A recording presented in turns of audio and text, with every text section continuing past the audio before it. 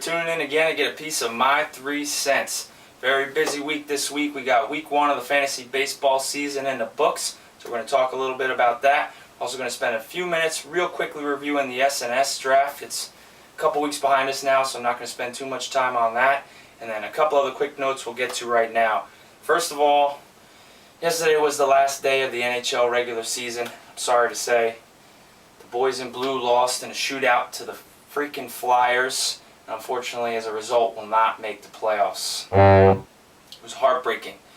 But I'm going to get over it. We're going to move into baseball.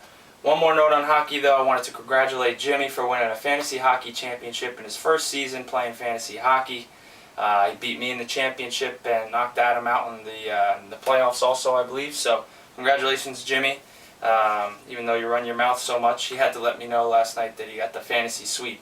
I got a baseball, football, and hockey championship now. So congratulations, though. Both of us were picked to not make the playoffs, so there you go. One other quick note, NFL draft is right around the corner, about 10 days away, so not going to spend too much time on it now, but we'll try to give it a little bit of coverage in upcoming episodes, maybe bring in an NFL expert for your viewing pleasure. And then today, Santonio Holmes was traded to the Jets for a 5th-round draft pick. This seems like a steal for the Jets. They're giving Sanchez, Braylon Edwards, Cotchery, Santonio Holmes, Dustin Keller. Awesome running game, sick offensive line, #1 defense in the league. They look like a real force going into the season. So I'm excited about the Jets, even though we all know the Bucs are going to the Super Bowl. So, all right, so baseball time. Let's get it on. S&S. Let's hit the S&S draft real quick, and then we'll do a week 1 review. So what I want to do is quick, we'll take a look at the draft. Just in the first few rounds of the draft, there were a couple surprises of note. I mean, Scotty was there. So the first surprise was at the number 11 pick. If you couldn't guess, he drafted Justin Upton. That was my number 1 early pick. Number 2 early pick was with the 30th overall pick. Scotty took Gordon Beckham. Surprise, surprise. Wait, where are they on this draft board? Right under Scotty over there. Okay. And then I got 3 late picks, 3 value picks. Camel Toes, Raymond. He got David Wright with the number 20th overall pick. That's great value there. I really think David Wright's going to rebound this year. And the guy does it all. In this league, steals are worth an extra half point. The guy steals bases, hits for average, hits for power. He's awesome. And he's also teaming up with the Jersey Shore now, vitamin water ads. Another one, Leprechaun Legion, also known as the Old Farts. Rich, he's a real pioneer in fantasy baseball. Oh, easy, Jim. Easy, Jim. He's a pioneer in fantasy baseball, not that kind of pioneer.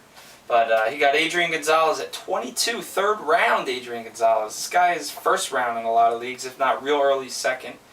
And then the other one is round 4. Jimmy himself got Jose Reyes with the 34th overall pick. I thought that was just crazy value there. This was the last draft, so at this point we knew Reyes was coming back probably for week 2. So I just couldn't understand why he lasted that long. But I already had a shortstop, so I couldn't take him. All right, quickly I want to take a look at the teams too. All I'm going to do is give you my top 3 teams and my bottom 3 teams. I'm not going to get into it too much, and I'll let you guys bitch about it on the message board. So, first, my bottom 3 teams. Number 1, Darkness, everybody, Darkness. This team is Swiss, enough said. Team 2, Gary. Gary, so much faith in you. I love the formula, but I don't like this team. I don't like it at all. And I was right next to you. I thought you were making pretty good picks. I think it was just the philosophy that didn't work out for you. And 3, Jimmy. What happened, Jim? This team is horrible. And then to make it worse, you made a trade on draft day. A trade in which Scotty says changed the dynamics of the Earth's circumference. So I just don't like that team. I don't know how you're gonna do your work. And then the top 3 teams. Mr. Newton, Robin Redbreast, has a real nice team. Pat Mullen, another real nice team. He ran up over 300 points on me this week. Thanks a lot, Pat. And then 3rd, Ray, Mr. Harryback, Benedetto.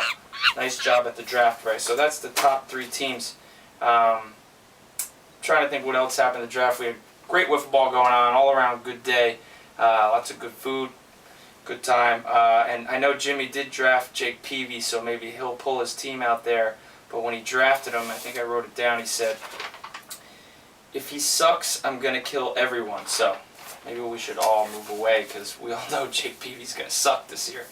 So anyway, that's that. And now quickly a week 1 review. We'll just cruise through this, and in future weeks, once we get our feet wet, we'll get a better feel for this. But I was going to do a quick studs and duds. So studs for week 1, the pitching category, no surprise. Doc Halladay was dominant this week. He was the first overall pitcher taken in all 3 of my big leagues.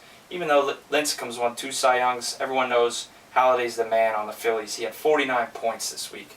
Lincecum was second, though. Studs for hitters, Nelson Cruz. The guy racked up 39 points. Now, Shit McGrick couldn't afford to keep him this year, but they could afford to draft him in the 6th round, and that's looking like a good move because their outfield looks like shit, so they're going to need the help. Shocker. Placido Polanco racked up 36.5 points this week. He must have heard my 3 cents and got pissed off in my review of Keith's infield. But apparently it was a shocker for Keith too because he had him on the bench. That didn't stop him from running his mouth all week about it though. So how many points his bench was scoring, which is usually something you don't brag about, Squirt. So we'll see if Queef makes the right moves this week. And then the fantasy dud of the week, Frank Francisco. What happened? 2 blown saves, 2 losses. -6 points in fantasy this week. Frank, you're out of here. We're bringing in Neftali Feliz. The guy throws kerosene, so he's a big pickup in some leagues. I believe Newton drafted him in this league. So, yeah, Frank Francisco may never see the light of day again on a fantasy team. So that's that. Real quick episode this week. So I'll be back soon. We're going to start spicing it up. We're done with the draft reviews. It's going to be all fantasy baseball almost all the time. Maybe a little hockey. A little football sprinkled in, maybe even some Masters if Tiger gets freaky again. But so love you guys. Thanks for tuning in. See you soon. Lots going on in here, so keep tuning in for my 3 cents.